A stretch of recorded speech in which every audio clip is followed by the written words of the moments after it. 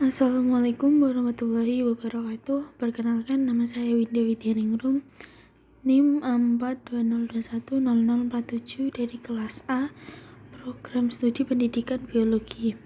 Di sini saya akan mempresentasikan tugas pendidikan Pancasila pertemuan ke-13. Pancasila adalah dasar negara Indonesia yang terdiri dari 5 sila. Garuda Pancasila adalah lambang negara Indonesia. Di tengah burung Garuda terdapat perisai yang berisi lambang sila Pancasila. Istilah Pancasila berasal dari bahasa Sanskerta. Pancasila termaktub dalam buku Negara Kertagama karangan Empu Prapanca dan buku Sutasoma karangan Empu Tantular. Pancasila sendiri berasal dari kata panca dengan arti 5 dan sila yang berarti berbatu sendi.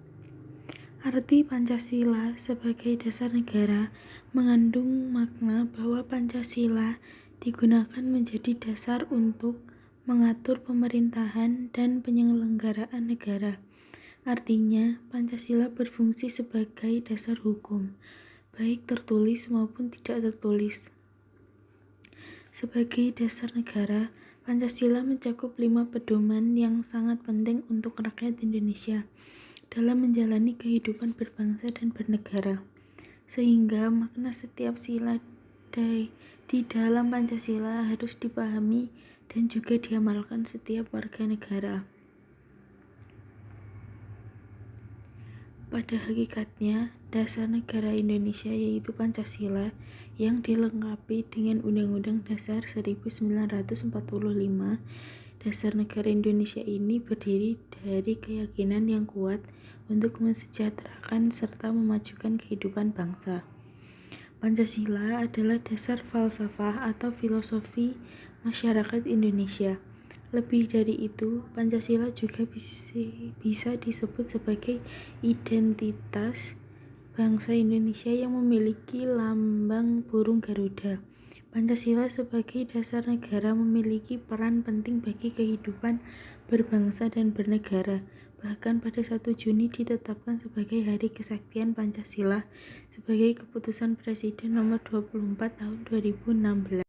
Tanggal tersebut dipilih karena Presiden Soekarno menyampaikan pidato yang berjudul Lahirnya Pancasila.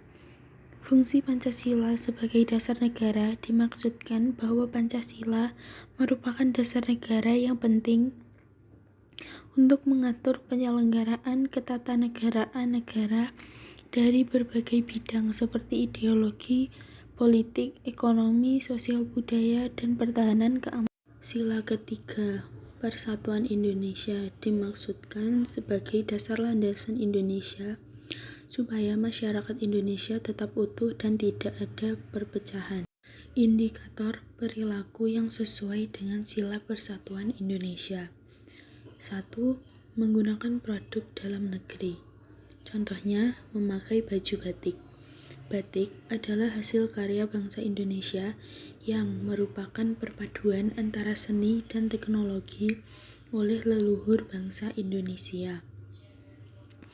Motif batik adalah corak atau pola yang menjadi kerangka gambar pada batik berupa perpaduan antara garis, bentuk, dan isen menjadi satu kesatuan yang mewujudkan batik secara keseluruhan.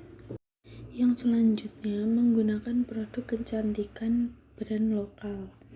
Mengapa kita harus memakai dari brand lokal? Karena yang pertama, harga terjangkau dan bervariasi. Yang kedua, produsennya jelas. Yang ketiga, produknya beragam.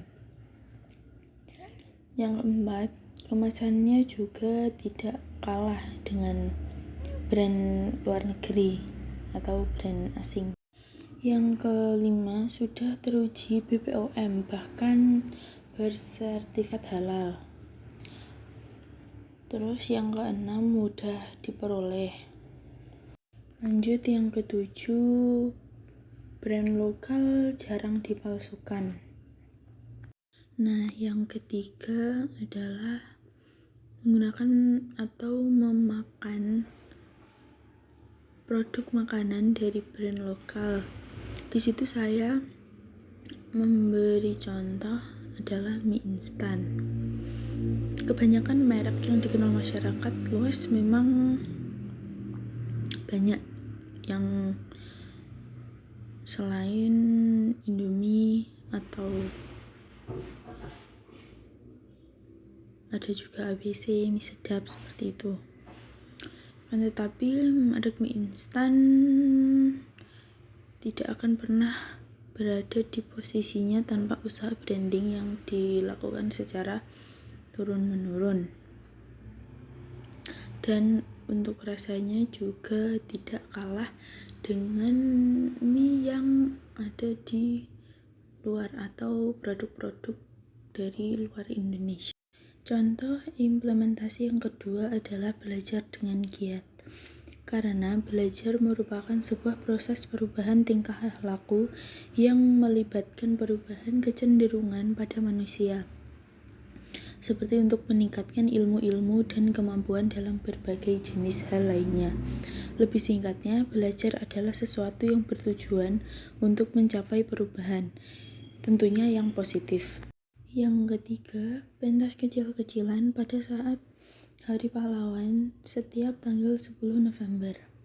Para pahlawan masa lalu telah menumpahkan darah dan air untuk memperjuangkan kemerdekaan Indonesia. Semua itu dilakukan agar rakyat dan bangsa Indonesia bebas menentukan nasib sendiri serta menjadi negara yang adil dan makmur.